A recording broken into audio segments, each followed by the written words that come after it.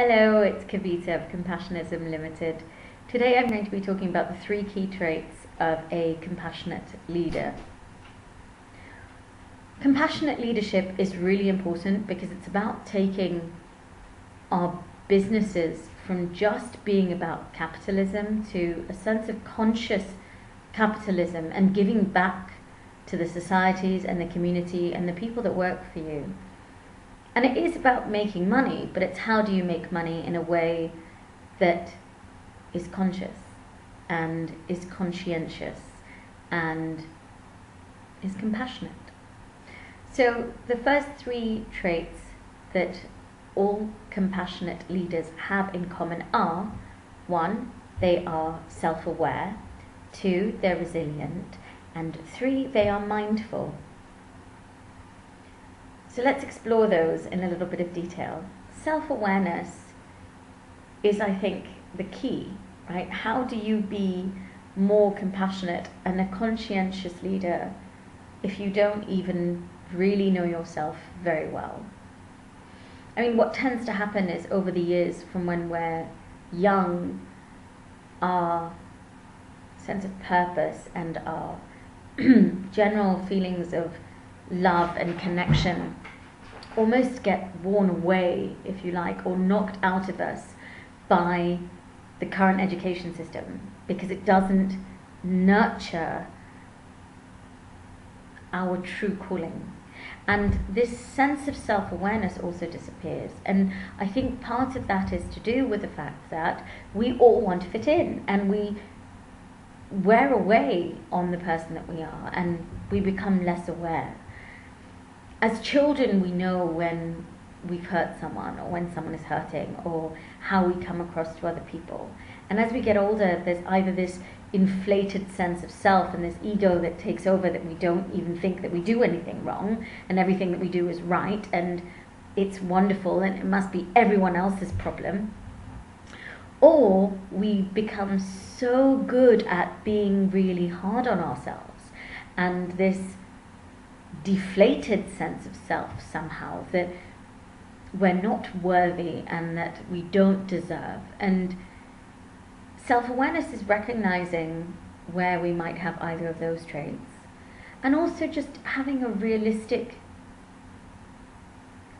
viewpoint of what's happening. So in NLP we say the map is not the territory, and my opinions and my experiences are the territory, but the actual facts are the map, right? So it's almost focusing on, what are the facts? How are you coming across? What tones are you using? And how do you even speak to yourself?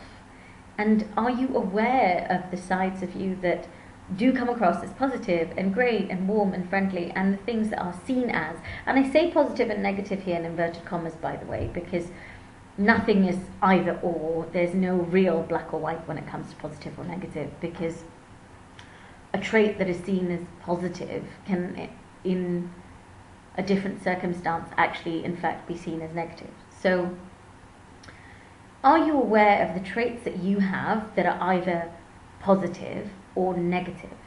And where do you use those, and how can you use those traits more appropriately?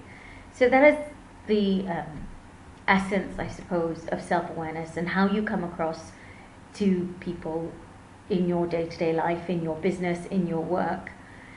And it's an awareness of what you need to do to improve on, and what you are doing that is great and that you can keep doing. So that's trait number 1. Trait number 2 is around resilience, which I've spoken about in my previous video, and it is very much about bouncing back. And if there is a door that is closed to you, do you crumble and sit in front of this door and weep?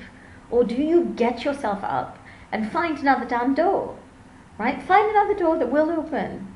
Make another door open. If this one is shut, that doesn't matter. Find another way.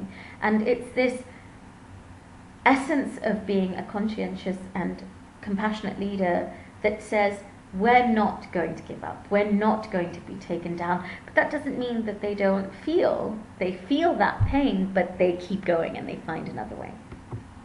And the third is around mindfulness, and it's task-based mindfulness in this instance, where you're really rooted to the task that you're doing. You're not living in some future place, you're not rerunning a past historical story, but it's where are you now and what are you doing now. But when I talk about mindfulness in this instance, I'm talking about mindfulness based on a task, but also what will it give you as a business leader in the future, right? So it's, are you doing the task now at the best of your ability now, and are you thinking about perhaps what can it grow into? If I do this now, if I invest in my people now, if I invest in this particular task or project or opportunity now, what will I get later on? And that may mean some kind of investment on your part, be it financial or emotional or physical. What is it that you're going to invest that will, at this point, and focus on that task of planting the seed and putting the soil on it and watering it, whatever that may be, project-based wise, right? Obviously, this is a metaphor. But what will you do to then help this thing grow and develop? And what are you going to do about it now? Rather than constantly thinking about the future, it's what are you going to do about it now? While keeping the outcome in mind. Because there has to be some shorter term outcomes that will benefit you now with those tasks that you do. So those are the 3 key traits of compassionate leaders, and I hope that's helpful for you. Until next time, please subscribe. My name is Kavita, and